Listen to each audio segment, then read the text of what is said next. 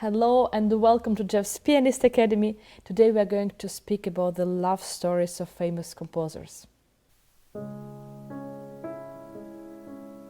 Everybody knows this composition. This is a Sonata Opus 27 number 2, also known as Moonlight Sonata. Ludwig van Beethoven dedicated this composition to his piano student, Giulietta Guicciardi.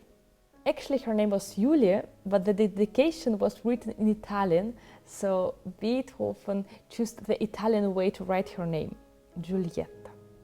She was not a very talented student, but it was often the case that the rich families would organize a famous composer or pianist for their daughters. Musicians needed money, and these families could simply afford it. Beethoven fell in love with this young lady, and the feeling was mutual, and he even proposed to her. Unfortunately, back in those days, the parents decided whether or not they would give it a go, and most likely Giulietta's father was not agree with this marriage. So they never got married, and very soon Giulietta married another composer. I don't want to compare, but of course he was not in Beethoven's league. Now you know the sad story behind the Moonlight Sonata. By the way, I would like to point out that this romantic title was given after Beethoven's death. A German poet and music critic, Ludwig Rellstab, wrote that the first movement of this sonata reminded him of the moon setting over Lake Lucerne, a beautiful lake located in the central Switzerland. Love story number 2, Frédéric Chopin and Georges Sand. Frédéric Chopin and Georges Sand met in Paris in the home of Franz Liszt and Marie Dagout. As you probably noticed, Georges is a male name. Aurore Dupont, divorced mother of 2 children and a successful writer, was using a masculine pseudonym, and she was also dressing like a man, what was very unusual in those days, and it was not a love at first sight. What an unpleasant woman, Chopin commented to a friend after he first met Georges Sand. But a couple of months later, they became friends and subsequently lovers. Chopin was 26 years old and Georges Sand was 32. Chopin suffered from a very poor health, and Georges Sand was hoping to improve the situation by taking him to a trip to Mallorca.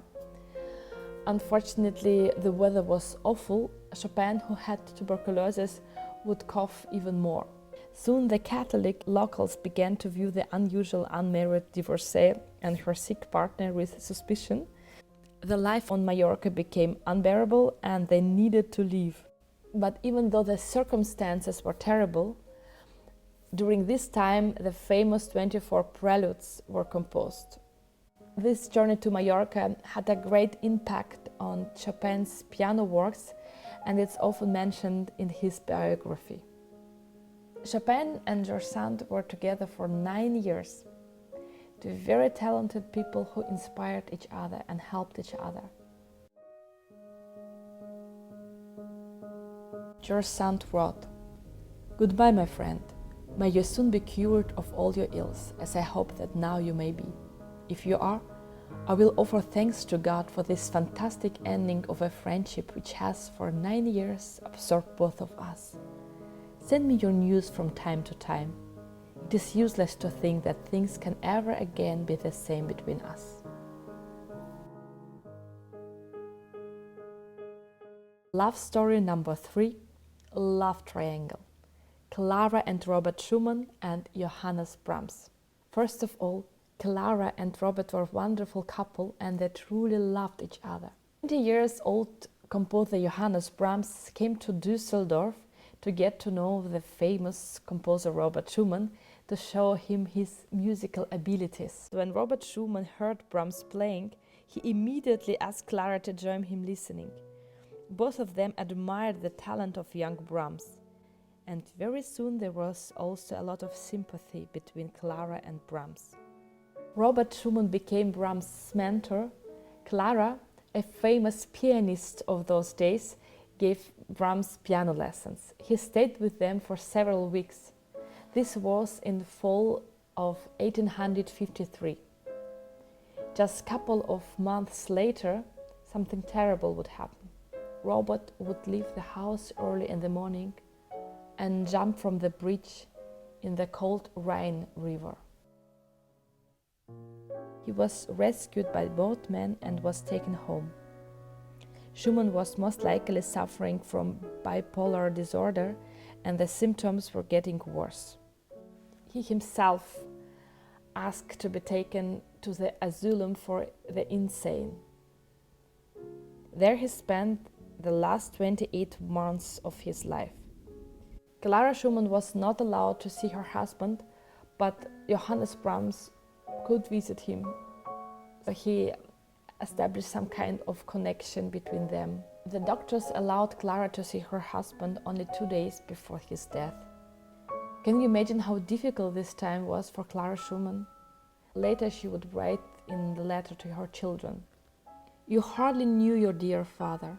You were still too young to feel deep grief, and thus in those terrible years you could give me no comfort. Hope indeed you could bring me, but it was not enough to support me through such agony." Then came Johannes Brahms. Your father loved and admired him, as he did no man except Joachim. He came like a true friend to share all my sorrow. He strengthened the heart that threatened to break. He uplifted my mind. He cheered my spirit when and wherever he could. In short, he was my friend in the fullest sense of the word. Brahms was supporting Clara during this difficult time, but he was also deeply in love with her.